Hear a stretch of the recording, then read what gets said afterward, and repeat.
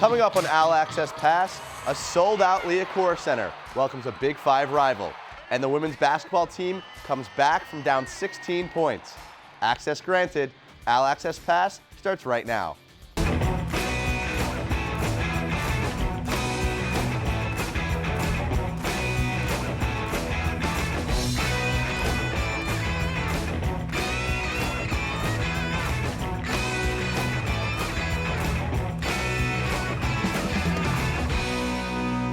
Hello everybody and welcome to another edition of OwlAccess Pass. My name is Dan Wilson. Sean McGeehan will be with us in just a little bit. We start today with one of the biggest basketball games of the entire season. The Owls welcomed their rivals from the main line, the 15th ranked Villanova Wildcats, to the Liacouras Center with a share of the Big Five title on the line.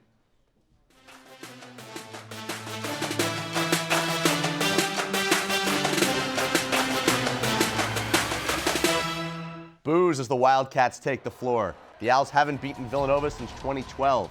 This game was also a tale of two halves, as Temple didn't allow Villanova to find a rhythm in the first 20 minutes, taking a 30-26 lead in the halftime. But then the floodgates opened, as the Wildcats opened up the second half on a 20-2 run. Villanova made 17 threes in the game, while the Owls only attempted 16 in the entire contest. One silver lining for the Temple in the form of an individual accomplishment. Quentin Rose is now the all-time AAC leader in steals. But the game wasn't really a game. The final 20 score from the Liacouras Center. Villanova takes down the Owls 76-56. Stealing the show on Sunday was Colin Gillespie, who torched the Owls for 29 points on 11 of 19 shooting from the field and 7 of 11 from beyond the arc. Quentin Rose led the way for the Owls with 22 points and 5 boards, while Nate Pierre-Louis had 16 points and 11 rebounds of his own. With the loss, the Owls dropped to 13-12 on the season, and if you don't believe it already, get used to it. The only path to the NCAA tournament is by winning the AAC championship. As for Villanova, they improved to 19-6 on the season and win the Big Five for the 27th time, tying the Owls' record for all-time Big Five titles. The Wildcats' recent run in the Big Five has been dominant, winning Philadelphia's basketball championship outright in 6 of the last 7 seasons.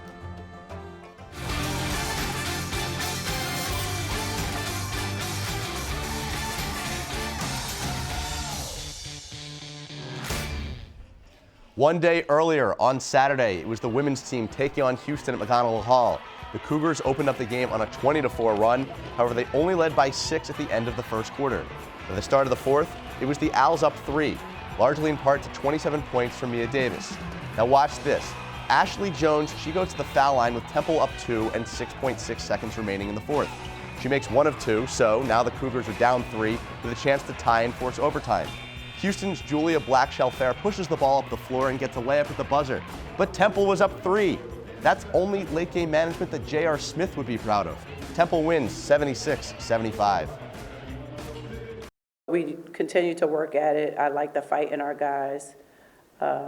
We found ways to score. And again, I've said it all year. As soon as guys see shots falling, it gives the next guy confidence. Houston's this team where every game that I feel like I watch of them, no matter what the situation is, they always find a way to come back and make it a game down to the last possession. With 5 regular season games remaining, the women have more wins than they did in all of last season. Part of the reason they've been is because one of the players, key members of their backcourt, is a player already making an immediate impact in her first season with the Owls. For more on this, we head over to the studio set and Sean McGeehan. Hey, Sean. Hey, Dan. Most players love playing with the pass-first teammate. This includes the Owls, who have found one in Asana Alexander, the freshman point guard who has a knack to find her teammates who knock down shots. For most basketball players, their favorite teammate is the one that passes them the ball. For Temple women's basketball, that's Asana Alexander.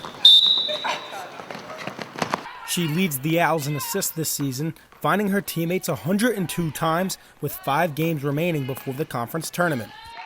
I'm just a big person of the whole team, of getting the whole team involved and everybody playing together. That's just always been me. My game is definitely pass first. Her passes are incredible. She's found me, and I didn't even know she could find me on the court. Being a great passer is one thing, but what impresses her teammates the most is her maturity. Alexander's 2.84 assist-to-turnover ratio currently leads the American and is good for 7th in the entire nation. Because usually with freshmen, it's a slower process, but for her, she's grasping things quicker than a lot of people. So that's crazy, though, leading stuff in the American. When Alexander's been on the court, she's proven that she can play at the collegiate level, but being a freshman comes with territory. And sometimes that territory is the bench. Honestly, I just try to keep the same energy. Try to, even if I'm on the bench or not, I try to like clap as loud and be as loud to support my teammates because it's not just about me, it's about everybody. Alexander hails from Prospect Park, New Jersey, a fitting town name for an athlete with such a bright future. We try to stay on her because when somebody play like that, got a lot of potential. So we in her ear a lot because she, in a couple years, that's going to literally be the face of the program. One other interesting thing to note, out of all the other players in the top 7 in assist-to-turnover ratio in the NCAA, the freshman Alexander is the only non-senior. Reporting from the studio set, I'm Sean McGeehan. Dan, back over to you. Thanks, Sean. Temple men's basketball wasn't the only team on campus with the challenge of taking on a national powerhouse over the weekend. Lacrosse welcomed the 6th-ranked Princeton Tigers to Howarth Field. The Owls were 1-1 heading into the weekend, while Princeton was opening up its 2020 campaign on North Broad Street. A chilly Saturday for this early season contest, a game that saw 4 separate players score 4 goals. Princeton's Kylie Sears and Carrie Bonanno scored 4 each, while junior Bridget Whitaker and freshman Riley McGowan did the same for the Owls. The Owls refused to go down without a fight, clawing back from an early 2-0 deficit, leading the 6th team in the nation by as many as 4 in the first half and taking an 8-6 advantage into halftime.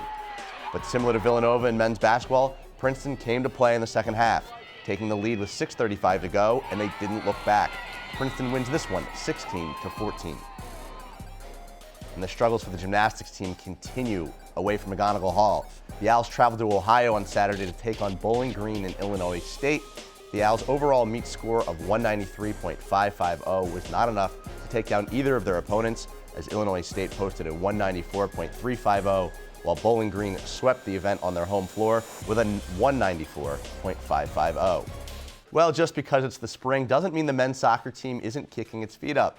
The Owls have 5 games on the spring schedule that got underway this past Saturday against Loudoun United.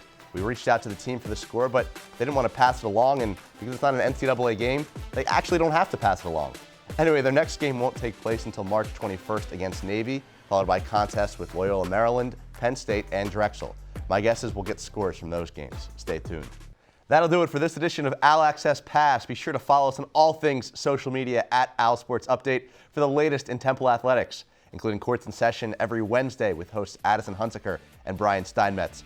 For Sean McGeehan, I'm Dan Wilson. Have a great week, everybody.